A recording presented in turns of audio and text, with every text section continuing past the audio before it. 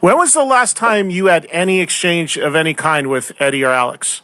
You know what? This is pretty interesting, Eddie. There's a mutual friend of Alex's and mine. His name's Craig DeFalco, and this is a guy who was a tech for me for a while, and he actually was Eddie's tech.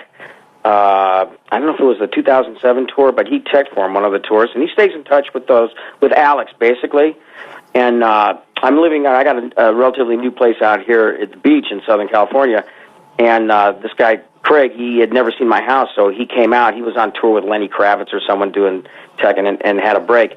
And so we went out on my boat. I'm like, we'll cruise you around the bay and check, you can check the place out. And so, as it goes, I had a couple of cocktails, and next thing you know, we're talking about the band and the good old days and all that stuff. Because he did, I think at least 2-3 Van Halen tours with me back in the 80s. And so we're talking, next thing you know, I've got him holding his iPhone up, and I'm shooting a video going, hey, Alex, man, just talking about the good times and everything that's going on now. God, all these heroes of ours, people we grew up listening to, they're like starting to drop left and right now. It's like, oh my God. Right. And so later on, we're at my house, my buddy and myself, Craig, and his phone rings, and it was Alex. And he's all, hey, tell Mike I said hi. Next thing I know, he's handing me the phone and goes, here, Al wants to talk to you. And I'm like, what? And this is this past May. And I hadn't spoken to Alex in like 10 years, I think, 10, 11 years.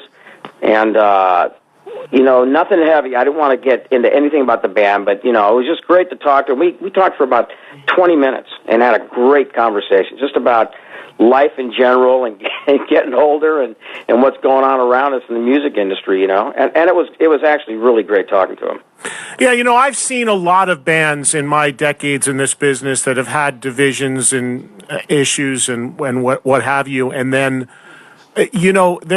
whenever they inevitably connect, whether it's on the phone or get in the same room or see each other, there's this, no matter what's happened, it seems like there's this brotherhood that comes back because you guys, the four of you guys, you created... No. Van Halen's the exception, Eddie. You forgot when we went out with Dave and did the presentation at the MTV Music Awards. Right. Yeah, right. It was all brotherly love until Dave and Ed almost went to blows after that one. Oh, my God. That's right. That's right. Yeah, because Roth, he was pretty much thinking the whole night was going to be about him. And Eddie just wanted to answer questions. This is all the big press junket you do after, we present the award, you go through all the press stuff. You know how all that goes.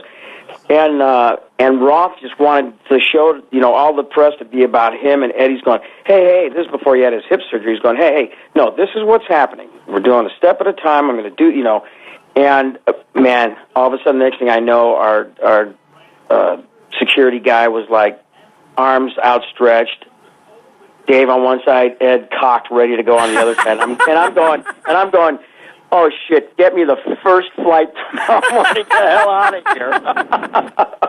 It was like, oh, my God. It was something that could have been great. And, this was Roth. It was all Roth, because people thought it was staged and whatever. And even Roth thought that we were duping him because right after that is when we announced Gary Cherone being in the band. Right.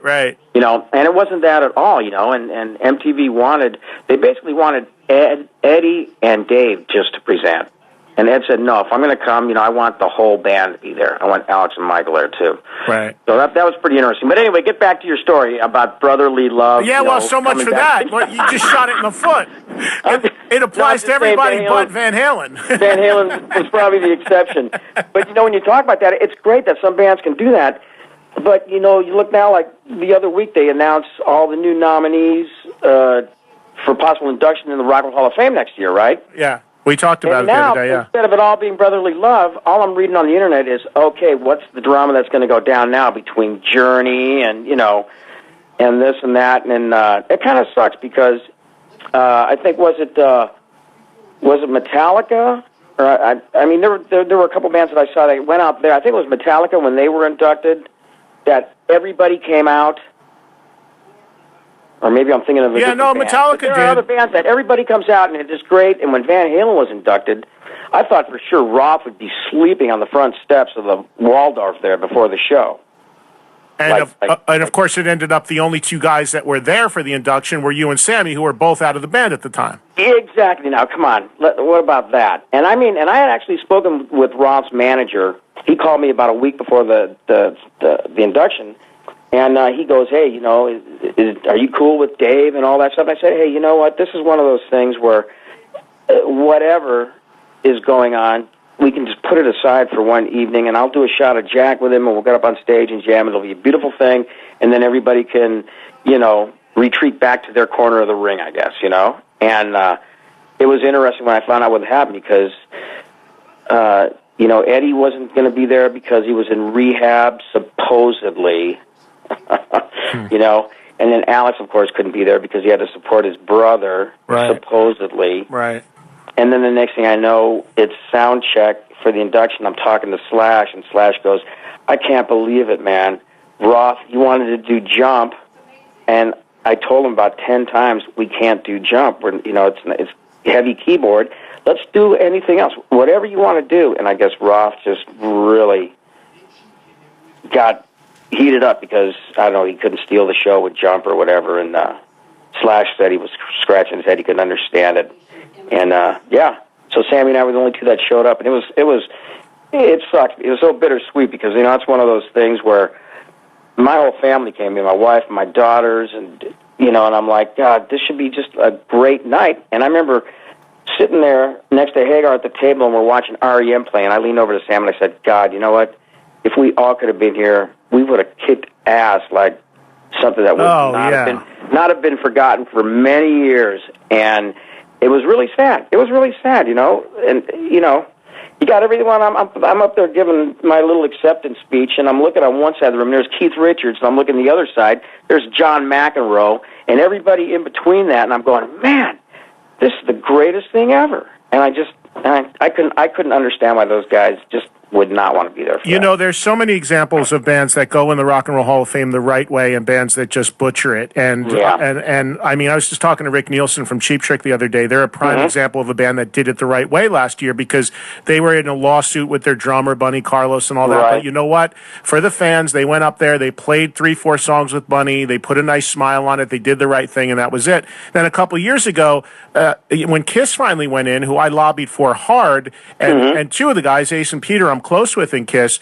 the Hall only put the original 4 guys in. They wanted those guys to play. Gene and Paul wouldn't play with them, and it was just this shit show of bickering leading up to it, and then they didn't play at all. And I thought the same thing. I was just like, man, here I am in this that Rock and Roll Hall of Fame room can be kind of stuffy, and and have a big bombastic rock band, whether it be Van Halen or Kiss or whatever, get up there and just shake the rafters, man. It would have been such an enema in that place, and they dropped the ball to be able to do it.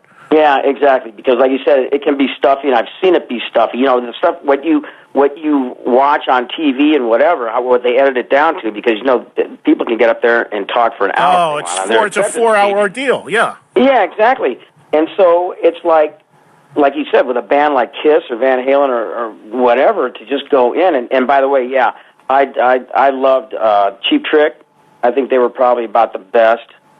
Same thing with Deep Purple. I grew up listening to Deep Purple. They were one of my favorite bands ever. That's when I started doing my scream. Ian Gillan. I'm like, I'm going to scream just like that guy.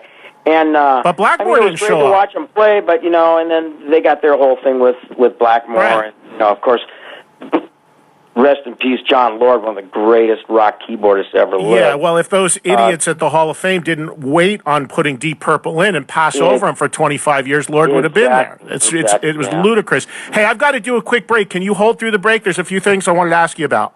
Yeah, sounds good, Eddie. I'll hold on for you. All right, I appreciate that, Michael. We'll be